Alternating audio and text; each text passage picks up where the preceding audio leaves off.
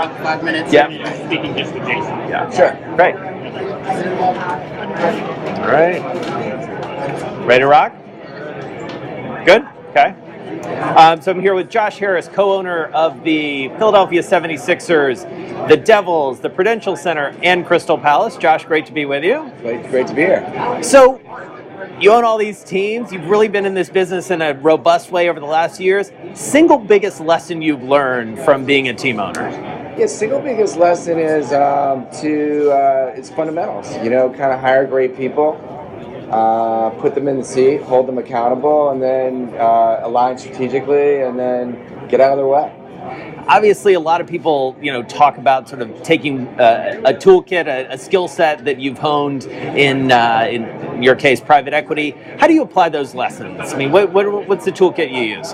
Yeah, so my day job, obviously, we have owned hundreds of companies and built successful companies many times, and clearly you have to buy the right franchises. You have to buy certainly the Sixers, the Devils, the Palace are amazing franchises. They're beloved by the fans. They've been doing this and successful for many years, and then you have to find literally people that you can work with who are also excellent in their field, like real talent, and then allow them to do their jobs, but then hold them accountable for their decisions, and then make sure you provide plenty of resources.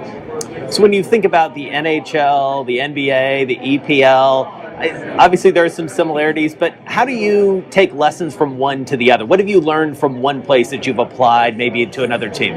Yeah, so I think in each case, the industries and the sports are innovating. And so, the commonality amongst the different things that is transferable, one would be just the use of analytics. So across the board in each sport, more and more, and it varies by different sports, but it's not just scouting, but it's analytics as well, and that's a tool that you should put in your toolkit, and we want to be on the cutting edge there. And then sports science, certainly, I mean, it's amazing. I've been shocked at how much health and wellness of your players plays a role. I can't tell you how many hours I've spent talking about the various players on the various teams, particularly the stars, and how to have them, be healthier and sleep better, and then certainly with injuries, so that this sort of innovation around healthcare really makes sense. We just built in Philly a $17 million practice facility to kind of provide all the things that our players need, and I think that's incredible. That's going to be incredibly important going forward. And then I would say also the media,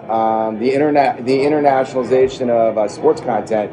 Over the top is hitting all the sports, and also fans. You can now be in China or in South America or in Europe, and you can still be watching NBA basketball or NHL hockey or Premier League soccer. And so we're seeing growth like crazy in each of these sports as that people all over the world want to watch the best athletes in the world at their particular sport.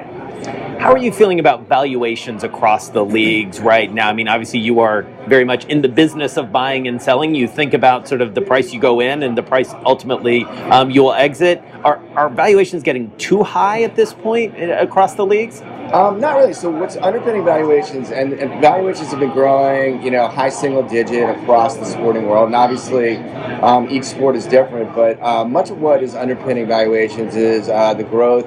It's the previous question that I answered. It's the growth in fandom all over the world and the internationalization of sports content. And sports is still one of the only things that people need to watch live. Like watching a tape of the last Sixers game isn't as good as watching it live, and so it becomes incredibly important for media channels, for cable companies, for advertisers, and so it commands a real premium. And also, as billions of people start to watch these sports, you're reaching a much wider audience and a global audience, and so that's going to keep driving media value of these sports businesses up.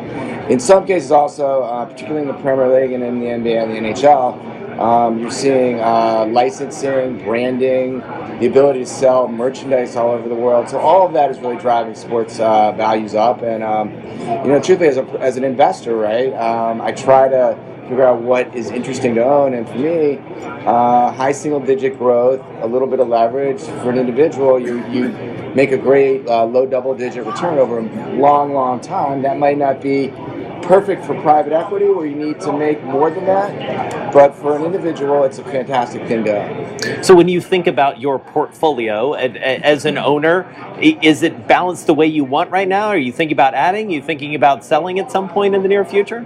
Well, we love our portfolio. We love where we are. Certainly, we're in 3 of the 5 major sports, but we're always looking opportunistically. But we like to sort of wait for the pitch, if you will, to use a baseball analogy, and wait for that franchise that makes a lot of sense at the right valuation. And sometimes you need to be patient. So maybe a baseball franchise or an NFL franchise down the line for you? Who knows?